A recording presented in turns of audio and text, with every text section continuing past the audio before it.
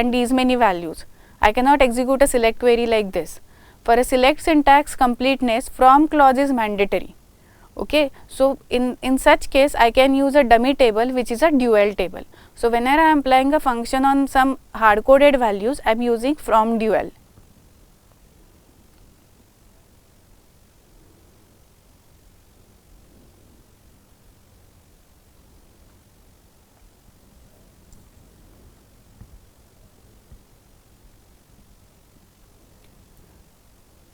Now let us see the group functions in detail. Group functions operate on set of rules to return one result per group. All group functions ignore null values by default. In a table shown, functions with expr as an argument can accept varchar2, number and date data type, and functions with n as an argument can accept only the number data type. Sum function is used to calculate a sum of all the values in a particular column. It can accept only numeric column as an argument. Average function is used to calculate average of all the values in a particular column. Max is used to find the maximum value in a particular column, whereas min is used to find the minimum value in a particular column. Max and min can work on either numeric or date or character column. We can use count function in two ways, either count of column name or count star. Count of column name will check the number of not null values in that particular column, whereas count star will return the total number of rows in a particular table.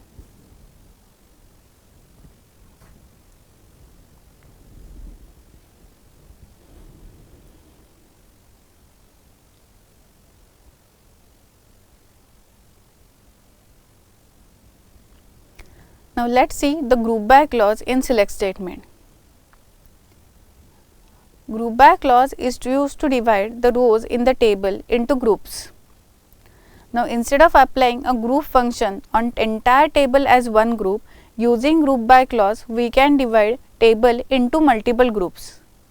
So we can include column name in the group by clause based on which data will be segregated into multiple groups.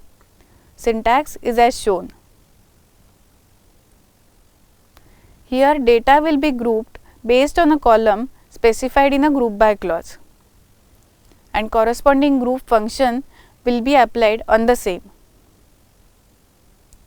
Now in case of group by clause, column alias is not allowed here. You can use just a column name.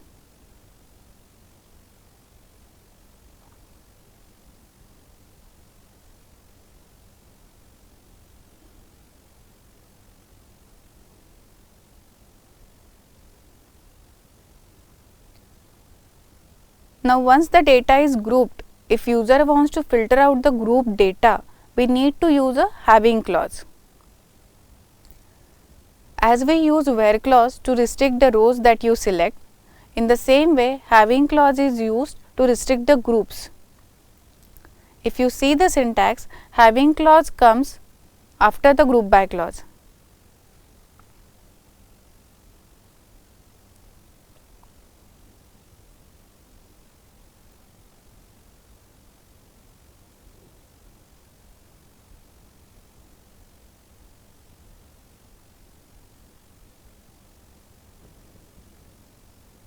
Let us see the demos of using group functions, group by clause and having clause.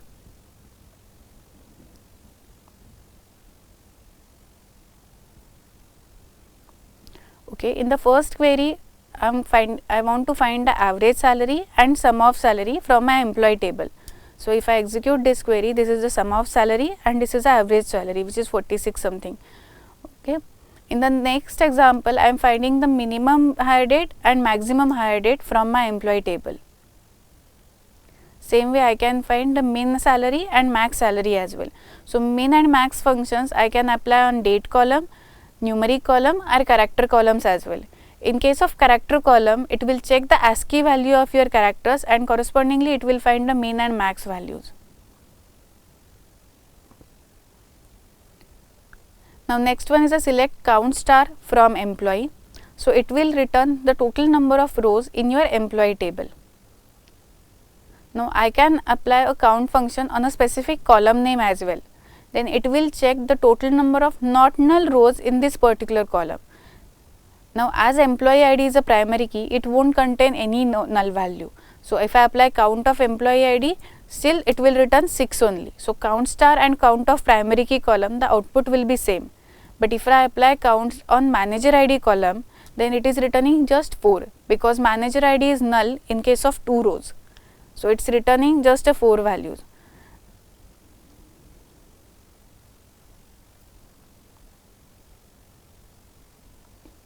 Now next is a use of group by clause.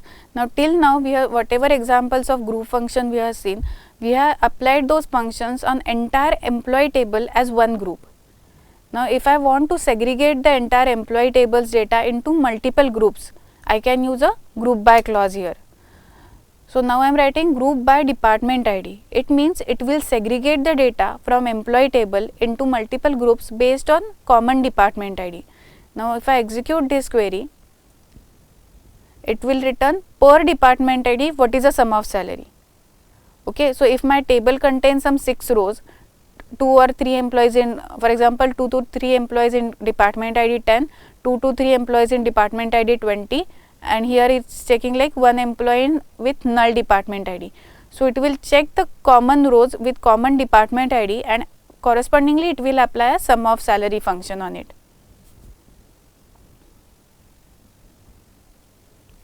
I can use multiple columns in the group by clause as well. So if I say select department ID, job ID and then sum of salary, group by department ID, job ID, then if I execute this query, it will return for per combination of department ID and job ID what is the sum of salary. So department ID 10, job ID IT representative, this is one combination, sum of salary is 70,000. Then department ID 10 and job ID sales representative, this is one combination. For that, for these two values as a common, sum of salary is 90,000. So I can apply group by clause on multiple columns as well, and accordingly the data will be segregated. Now after grouping this data, if I want to apply filter on this output, okay, now this is a group data, this is not a row level data. If I want to apply filter on these group data, then I need to use a having clause in that case. So here if I just execute first 3 rows first, select from and group by, it will return per department ID what is a max salary, right? And now after grouping this data, it's just returning 2 columns and 3 rows.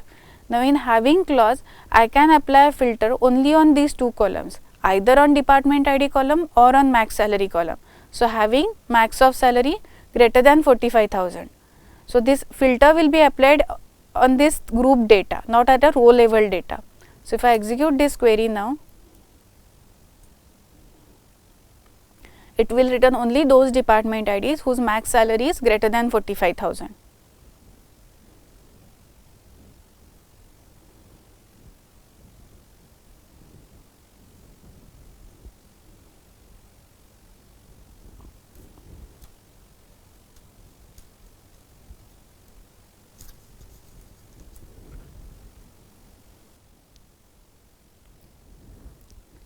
Now this is one of the example where I have used all the clauses of select statements together. So first one is a select clause where I can specify the column names, then from clause where I can specify the table name, then where clause which is basically used for row level filter. Now I am writing where job ID not like %prof%. So wherever the job ID is not like this, only those employees will be considered. Then group by job ID. So group by clause is to group the data based on job ID. Then having clause to apply a group level filter. So having this sum of salary greater than or equal to 50,000. And last clause is a order by clause which is used for sorting the data.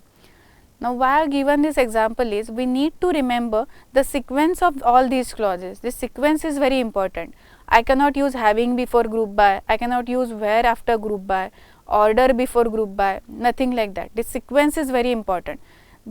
It's not mandatory that we need to use all the clauses in a single select statement. As per requirement, whatever clauses we want to use, you can. But if I am just using select, from, where and order by, the sequence should be same. I cannot use order by before where. So, this sequence of clauses in a select statement is very important.